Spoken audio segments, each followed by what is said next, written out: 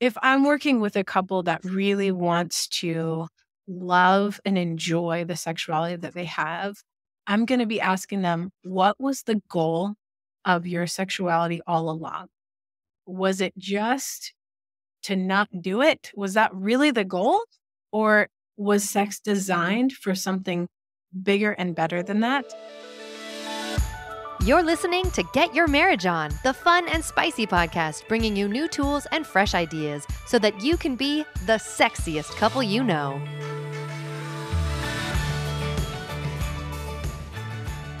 The older I get and the more experience I gain, the more I've come to appreciate my eroticism as a part of me and who I am.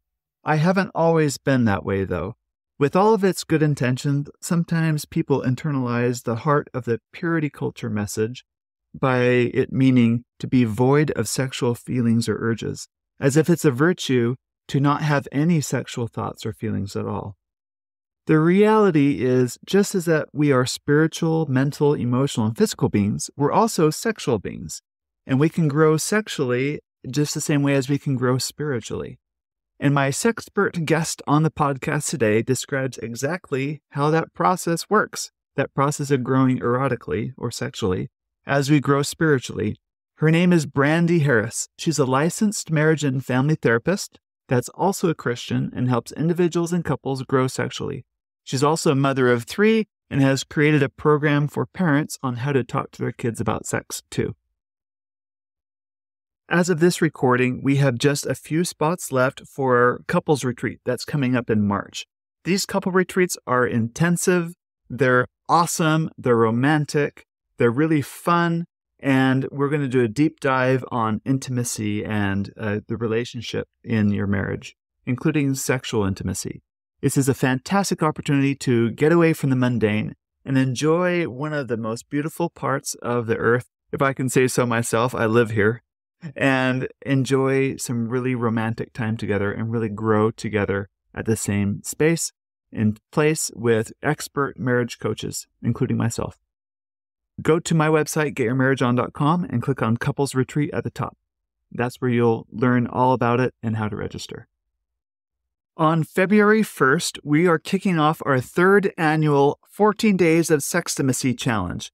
How it works is every day leading up to Valentine's Day, which is February 14th, inside of the Intimately Us app, there are going to be challenges that you complete for points. The more points you earn, the higher the chance you have at winning one of our amazing prizes that we're giving away. One of the grand prizes this year is airfare for 2 to anywhere within the continental United States. How it works is you download the Intimately Us app. It's free in the Apple App Store and the Google Play Store, and just follow the directions. Make sure you download it by February 1st, or if you're subscribed to my newsletter, you'll see the announcements come through in the email about this year's fantastic program that we have going on. I'll be doing a lot of Instagram lives during those 14 days too. You get to meet a lot of our sponsors and our partners. Also, learn more about sex and intimacy leading up to Valentine's Day.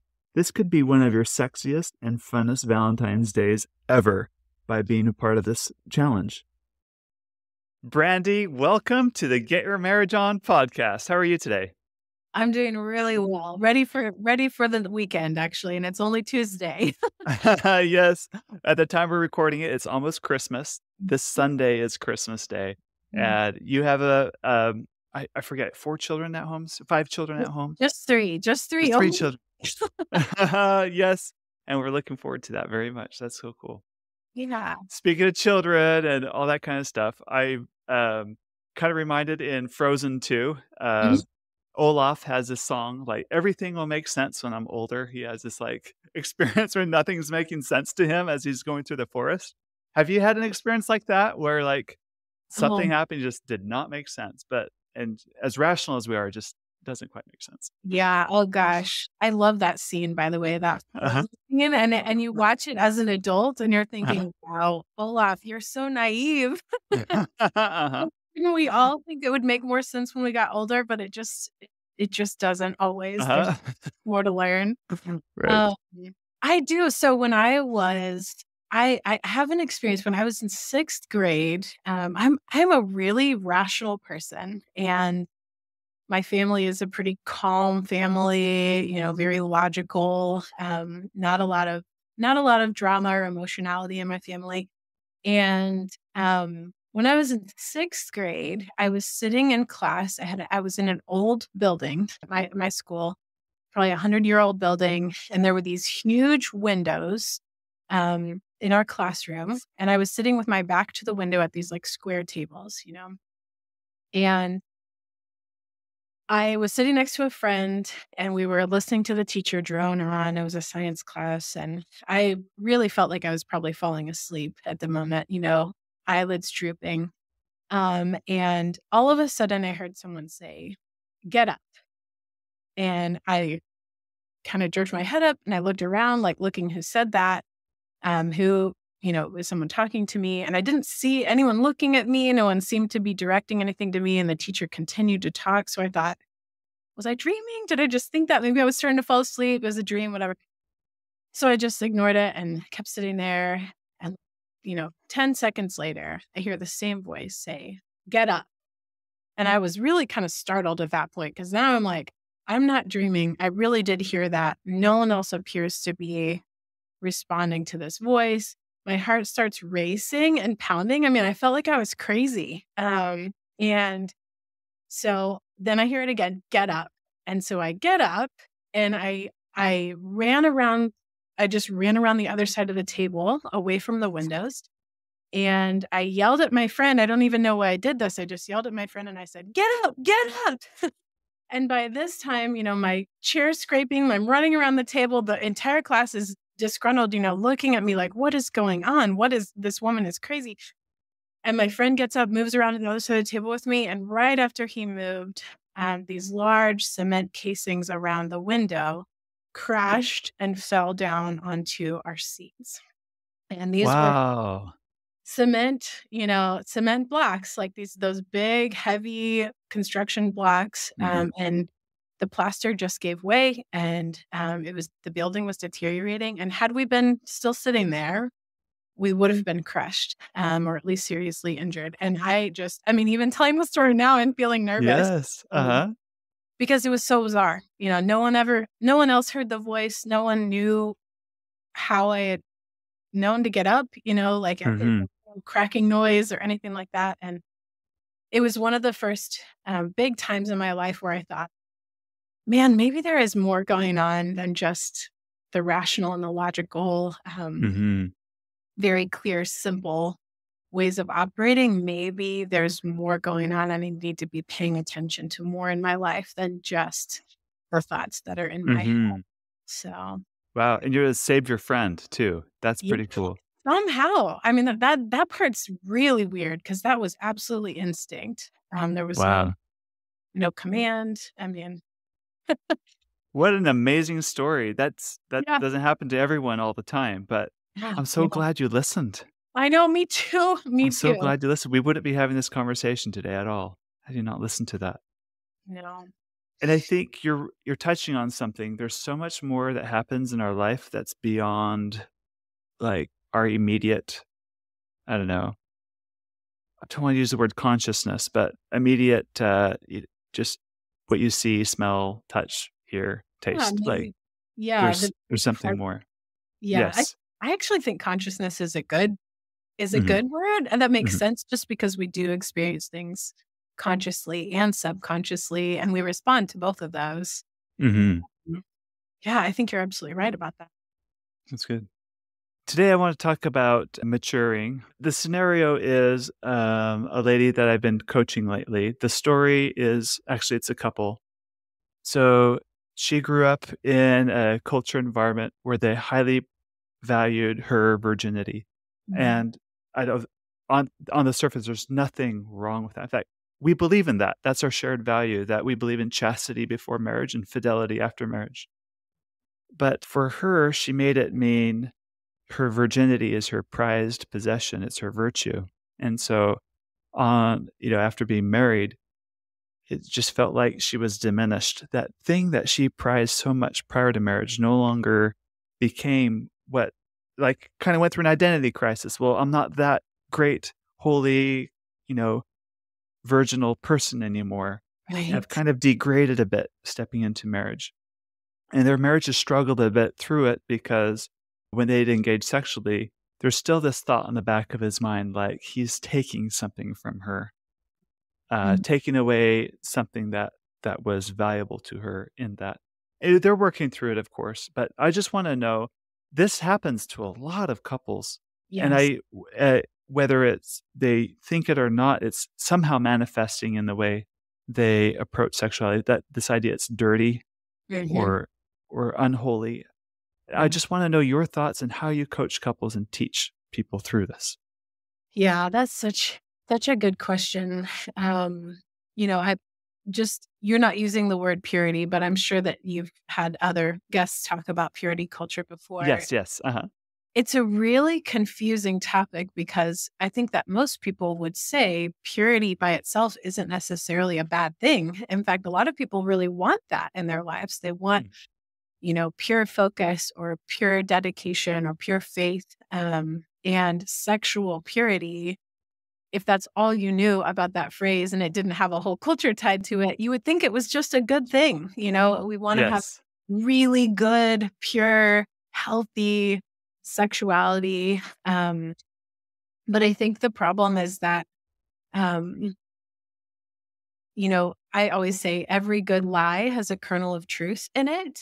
Uh-huh. And with that idea of purity or holiness or healthiness, while that by itself is good, the problem is that it's wrapped in a lot of things that are unhealthy Mhm.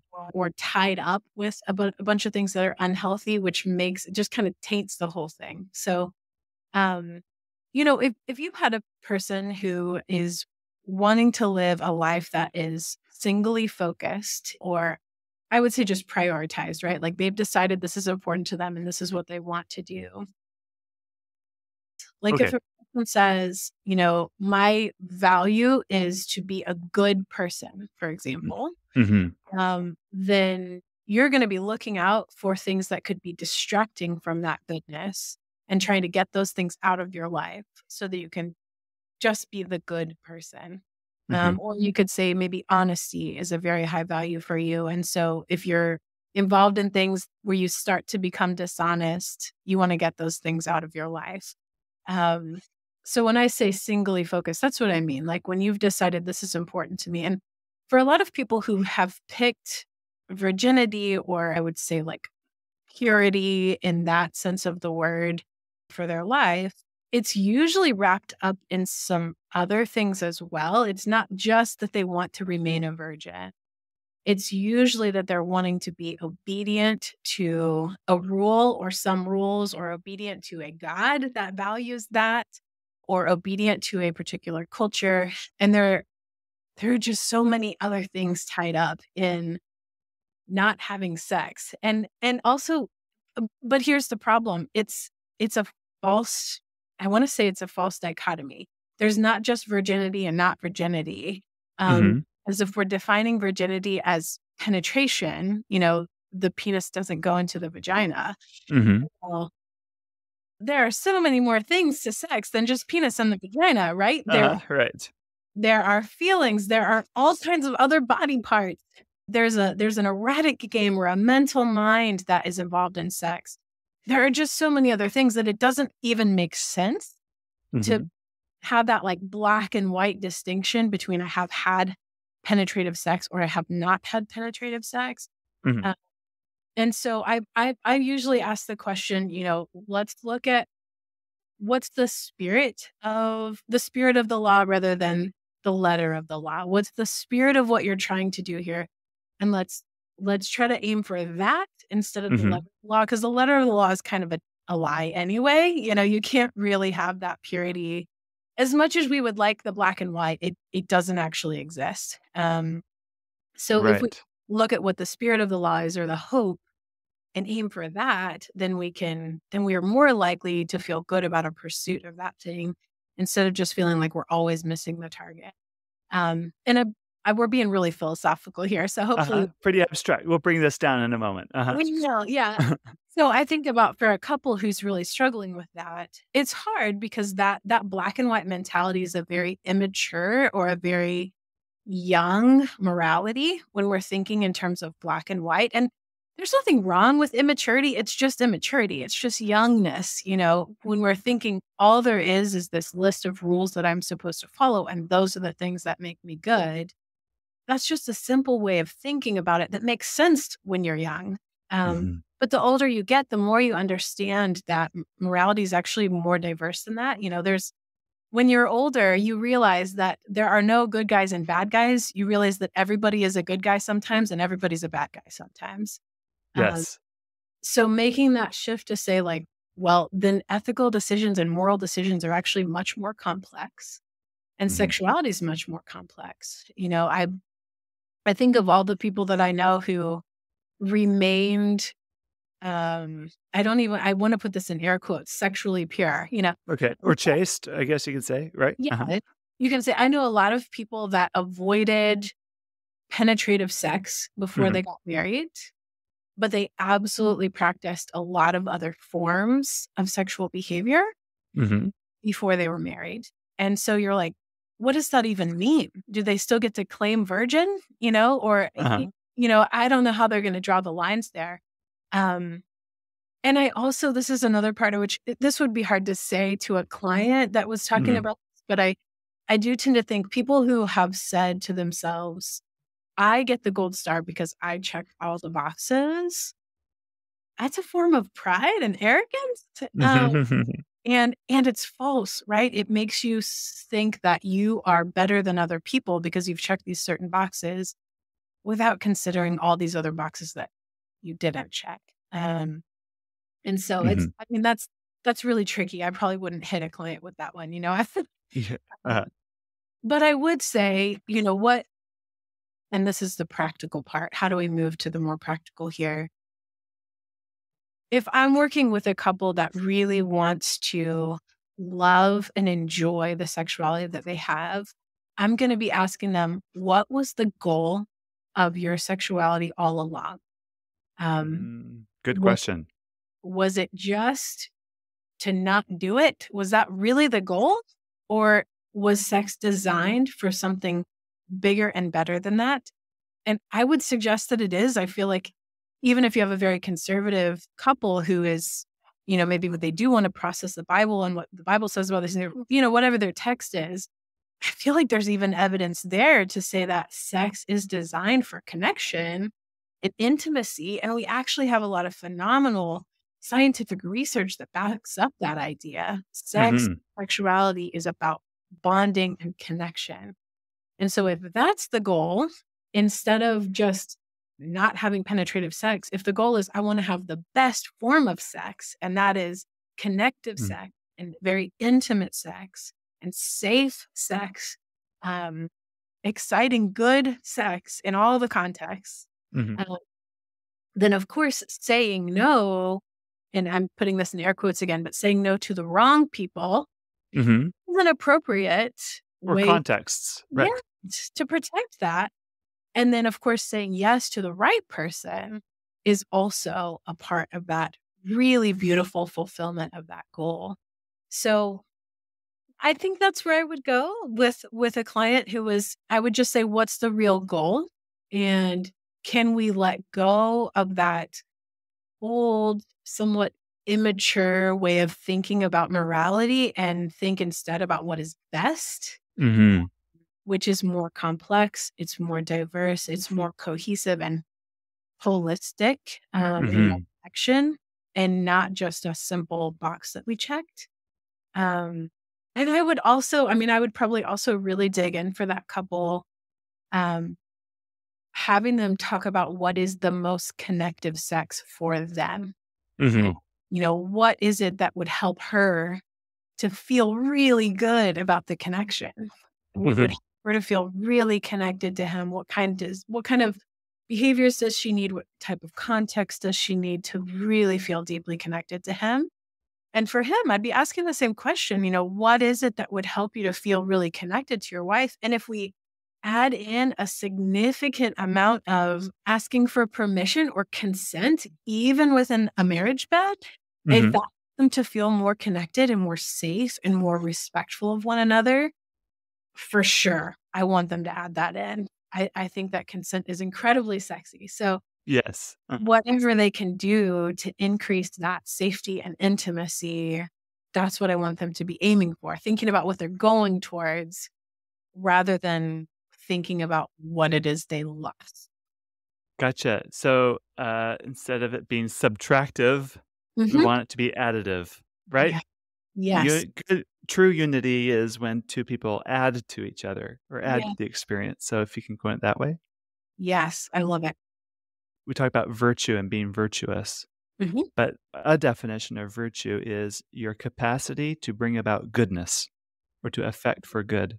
And saying, oh, I'm being virtuous, AKA I'm abstaining or whatever, which in Yeah. the right context might be it. But in a marital context, let's say, there's no virtue in abstinence unless it's that alone is bringing about more goodness in the relationship. So really, what is the good? And you read Proverbs 31 about the virtuous woman, and if you pay attention, she's bringing about goodness, Yes. everything. And none of those qualities talk about sexual No. abstinence or whatever. So Right. Right. we could be virtuous in bringing about goodness. So, Absolutely. I mean, I just think of like when I make my coffee in the morning, I don't make my coffee and then dump it out or like put it in the fridge for later. I drink it right then. Like coffee so I can drink it. And sexuality is the same way. It's there for a purpose. It's not there just to lock in a box and hide away Mhm, forever.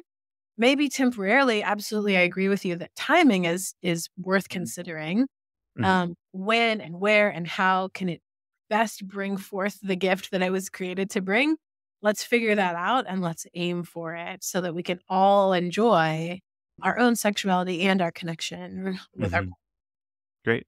The goodness we can bring. Good. Yeah. All right. So, along that theme, I tend to hear complaints as I coach couples. Usually, the higher desire spouse complains that the lower desire spouse doesn't have any fantasies. Mm. Like, for example, how come she won't ever tell me any of her fantasies? I ask her and she says, I just don't have any fantasies. Or the other way around. Yeah. She wants him to share fantasies and it's like, I don't have any, or he won't say anything, or won't be creative in that. And then this links to something you said earlier about eroticism and how eroticism is part of who we are Yeah. and connected to how we can bring more goodness in a relationship. Can you speak on how one can develop more eroticism or allow more eroticism in a Mhm. relationship, whether that's been scary before? Yeah. Yeah. So for most people, they don't practice eroticism in their life or make room for that because of either some painful experiences surrounding eroticism or they've just been told they're not allowed to be Hmm. erotic, or Hmm. somehow bad or wrong to be erotic. Right. And this could be Um, tied to that black and white thinking from the more absolutely. immature form of themselves, right? Yes. And I find this in a lot of people, especially in a conservative culture, especially amongst women. But even men, a lot of men have been seriously shamed for their eroticism, especially if they've been through some of the more traditional, like, I guess, fights against pornography, which we're not talking about that right now, but, Uh-huh. you know, men like, Yes, shut down your sexuality because your yeah, sexuality is harmful, it does damage. You right. don't want this. That's Good right. people don't desire sex. That's the message a lot of men get. Yep. Yes, absolutely. And they're punished. I mean, or they Yes. punish themselves for their own. Right. Mm. Whereas women can be punishing of themselves as well, but I tend to find more women are just completely unaware of their eroticism. So before we move on, I do want to clarify what eroticism is. Maybe we should make Oh, that. that's important. Yes. Uh-huh. I think when I was younger, anyway, if I heard the term erotic or erotica, I just assumed that it was like filthy, pornographic, misogynistic, terrible. I don't know. Like it had all these negative connotations to it. So let's clarify what it is. Erotic is the base word of the word erotic really refers to a life force. So it really has more to do with inspiration and excitement. And so when we talk about the erotic mind, we're talking about the mental ability to get excited and look forward to a sexual engagement in this context. That's what we're talking about anyway. So first of all, I'm always de-shaming. I do a lot of de-shaming in my office. But one thing is just to clarify that eroticism is a part of human sexuality, and every human absolutely has eroticism. Um, but sometimes it's like underdeveloped. You could say it's like this like very small little kernel of bloom, and it just needs to be encouraged. It needs to be um, protected, but allowed to come to fruition. So um, first, I would just try to help both partners understand that both men and women have an erotic mind, and that it is good and beautiful, and absolutely a part of your ability to enjoy not only yourself, but also your sexual engagement with your partner. So just first of all, just giving permission like that usually does a world of difference for people who have felt that that wasn't allowed or permitted. Um, the other piece is to help the spouse who does have a strong erotic mind. I need that spouse or that partner to be doing the same thing that I'm doing in my office, which is de-shaming, making space for, being patient with, increasing safety and acceptance for the spouse whose eroticism is small, and just I want to say like calmly excited about it. Like Not overly eager. yeah, like I have teenagers, and my teenagers, I know that they still need to hear me get excited about their accomplishments, but they are incredibly embarrassed if I make a big deal about them, and they will shut down if I'm like, it's the same thing. Like we want these like small blooming erotic minds to be like, I see you. That's really cool. Not like, my gosh, it's amazing. I'm seeing it, because then you'll just shrink back down and get shy again, But the other piece is for the spouse who's trying to develop their erotic mind, they probably are going to need to do some personal work, not first in the context with their partner, but on their own, making room for and making time to consider and develop what works for them. And that's really complex. There are, frankly, 1,000 podcasts you could probably listen to about developing the erotic mind. But I love, I'm trying to think of the one that I love. Oh, it's called Foreplay Radio. Have you heard of that? Yes, she's been a guest, Laurie. She's been a guest on my podcast here too. Yes, I love her work on erotic mind. She's a really good one to follow up with. But it's this idea that your erotic mind can really revolve around a bunch of different things. What gets you personally excited is very different from what any other one unique person might experience. So giving yourself permission just to say like, what works for me? What feels good to me? What gets me excited? And for a lot of women, the erotic element is really more of a storytelling, like what's happening in the mind and the story that you're telling yourself as it's happening may be more exciting to you than a physical sensation happening to you. And that's just the nature of female sexuality. There's just so much more going on in the mind. And the truth is, a lot of women do know this because they've experienced it in young childhood, when they are like dreaming and thinking about whether it's Prince Charming or some other dramatic moment that gets them excited and kind of feel in love and like want to know more. And even though that's not particularly sexual, actually is sexual, that just like beginning development of romanticism is the beginning of erotic development. So you could lean into that and kind of start there. And then once you've done some work with yourself, and you could also, lean into a sex therapist or a regular therapist to do that work. But once you feel more confident about that erotic mind, to step into conversations with your partner and share with them what you're discovering and figuring out. Or if you get brave enough to say, do you have any ideas? And let the more developed partner Mhm. make suggestions or offers if that works for you. That could be too fast for someone, but it's Mhm. an option. Uh, to illustrate that it's for a lot of women, you said it's more of the story arc is where the eroticism is found. It's less linear, Yes. uh, like for a lot of men might approach it. Yes. Any like stories or examples of that from like a movie or a book? I don't mean like an erotic movie or not, but that's not what I'm talking about. But any like storylines that people might relate to kind of Yeah. illustrate that point really well? Hey, Romance movies? I don't know. right. I mean, for sure, I know a lot of women that when they're watching like a rom-com or Mhm, even drama, like mhm, drama rom-com, with their partner, the development of the story, literally all those different storylines weaving together into this beautiful picture of connection that works for them. And so they get excited. They feel seen and known frankly, by the writer of the movie, right? uh, Uh, but what's happening is if you're watching that movie with your partner, you're basically transferring those feelings of I feel seen and known onto the partner who's watching it with you. And so mhm, the partner just gets the benefit of mhm. being right there with you while you're getting excited and feeling seen and known. That's Mhm, the beginning and the end, frankly, of mhm, deep, intimate connection. So you're really like just developing that environment.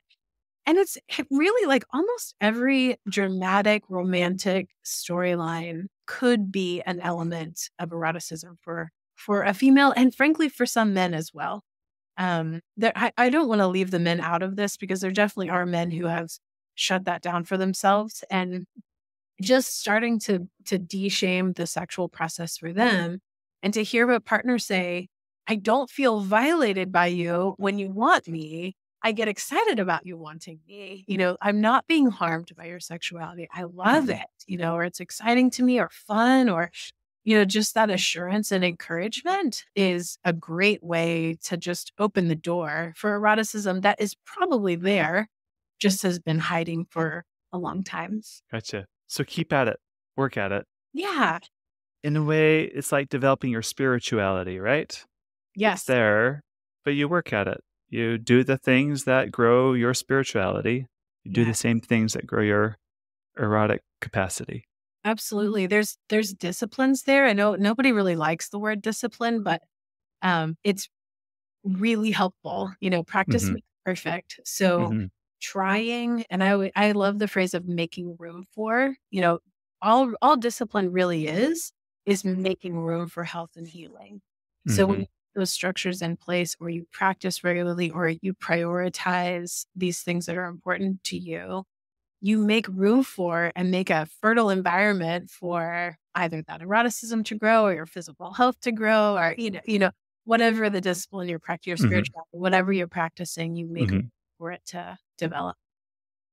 All right. So, there are some couples listening to this where when one person's like, my spouse, I wish he or she was listening to this right now. They Mhm. need to hear this. Mhm. They need more eroticism. And so it kind of creates this dynamic where they're like kind of pushing it on them all the time and read this, listen to this, because they're at odds in their relationship. One really values eroticism, the other values Yeah. uh, something else, like more safety and sameness. Yeah. How can they find more common ground in their relationship? Yeah. So how you communicate about those differences makes a world of difference. And, most couples start out with some enthusiasm in their differences. Hmm. And but then they usually get shut down, and so then they try option 2, which is either anger or stonewalling or pressure or withdrawal, those are usually second attempt type, um, Hmm.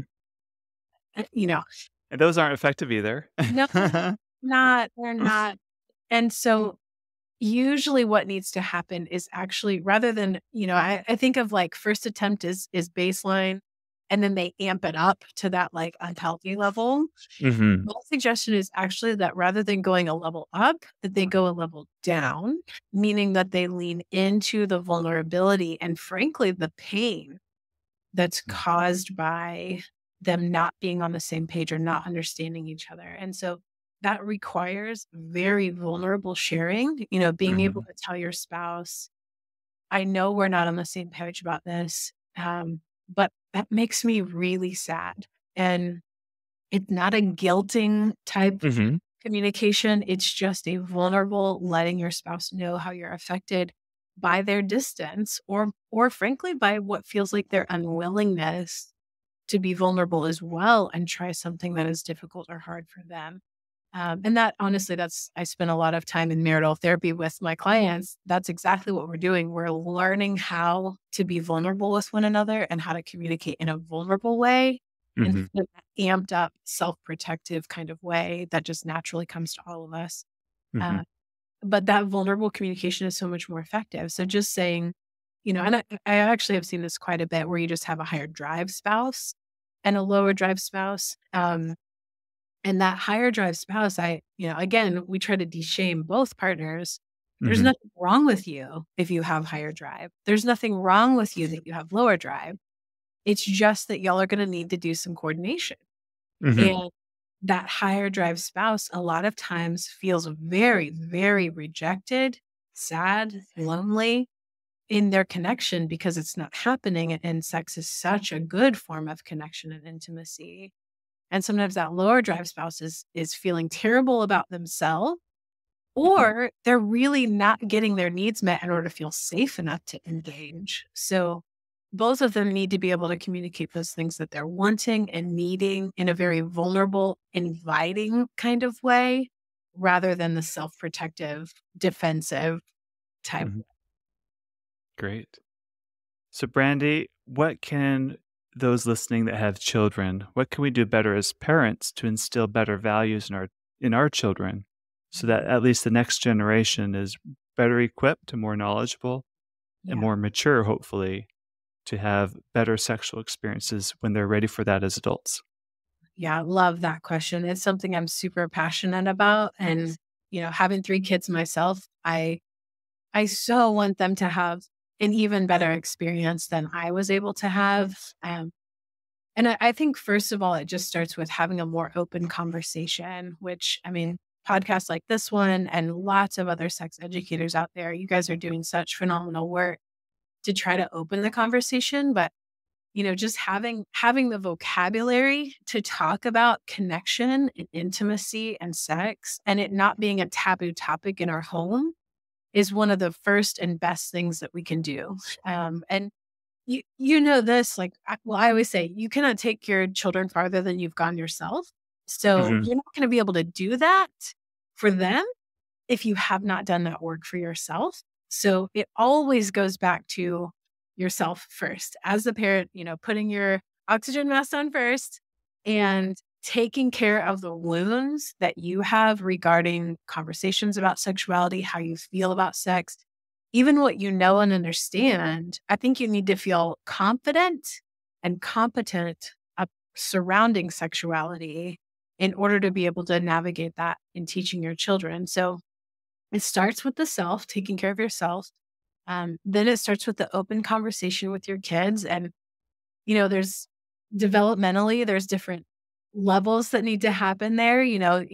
Part of that is just helping them to feel confident and good about who they are. I mean, I'm sure you know this in the work that you do, but people who don't feel good about themselves absolutely cannot show up in the marriage bed and feeling good. That's just not going to happen. You're not going to get all of your affirmation from the marriage bed. You have to come in with something. So doing the work where you feel like, I know myself, I like myself, I enjoy how my body works, and I know what I like, and I know how to voice what I like and ask for what I like. All of those things happen both in a sexual context, but they happen every day with your child being able to pick out the clothes that they like and Mm-hmm. know what their style is and voice with the waiter in the restaurant that they would like to have orange juice instead of Sprite. Those kinds of conversations, even though they don't appear to be about sex ed at all, absolutely build in your child's ability to have healthy sex later on. So I never made that connection, but that makes perfect sense. It's about self-defining. Yeah, Uh-huh. self-defining and voice. I always think it's about voice. I want my children to have strong voices, confident voices, and self-controlled voices. I want them to know when to use their voice, how to use their voice, and to feel good about who they are. So that's a big part of it. And that happens so, so early, right? Like that happens before your child even pops out of the womb. You're probably Mhm. talking to your child. So it happens. Uh-huh. What you say to them about them, they're affected by that. They're also affected by your sensitivity to their needs and wants. If you are an attentive, warm, nurturing parent, your child's more likely to be responsive to their own needs and wants later in life rather than self-neglectful. So, it's just good parenting, right? It's just be a good parent and then you are more likely to have a healthy kid. Um, but the more like specifically sexual would just be helping children understand the reproductive process is a great place to start, because they're curious really early, usually about, they can be curious about relationships, but they're often curious about like puppies and babies and where did this come from? And being able to rehearse that on your own in the mirror and say penis, vagina, vulva, all of those things in the mirror without flinching is huge for you to be able to have that conversation with your kid without flinching or being weird. Just to be able to talk, yeah, this is the science. This is how this works. Um, you know, that's a great step with your kids to just have them know accurate information about the biology of sex is great. And then the older they get, the more curious they get about relationships. You can have those conversations about not purity, but about like the same thing that I said to you earlier. Let's talk about sex. What's it for? What's the best way to use it? If all you're doing is telling them don't have sex, that's such a confusing message because they're getting the message from the rest of the world and their own body that sex is actually good and interesting. To hear your voice saying it's not good, that's going to be like, I don't really know what you mean there. Mhm. Right. There's some dissonance there. Uh-huh. Absolutely. So we're wanting them to hear from you the truth, which is that sex is good and can be good. Now, what is the best context for it to happen in? And there's more discussion around that, right? And probably you sharing with them some of your values. I would hope the science behind all of that. Um, but then you're also all the little nuances, right? Like how do secretions work? How are the arousal levels different? How do men and women work differently? Sexually speaking, is there a difference between the female erotic mind and the male erotic mind? All of that info that you're learning now as an adult, you absolutely can pass on to your kids when they're ready for it. Probably when they're starting to be more curious about sexual engagement, usually around the teenage years. You can start having those more open conversations without them being weird because you've started the conversation when they were really little. Excellent. And you have a whole program on this. Is that I right? I do. I have an online course. If you have anyone that's interested, they can find it on my website. My website is ittakesabreath.com. And you can click there on the online course as well as a couple of the resources. I have a workbook if you're working on your own personal sexuality and you just want to work through maybe some of that purity culture stuff. If you're a follower of Jesus and want to dig through what does the Bible actually say about sex, that program is there as well. But the online course is on there and it's just for parents. It's not for kids. It's sex ed for parents. And it's designed specifically to give parents the tools they need to have those really healthy conversations with their kids. Awesome. Very good. Thank you for being on and sharing your wisdom today. Sure. Happy to do it. Great. Thanks. We hope that you enjoyed this episode of Get Your Marriage On. And if you did, we would love it if you would take a few seconds to give us a rating on iTunes and to share the show with your friends. They'll thank you for life.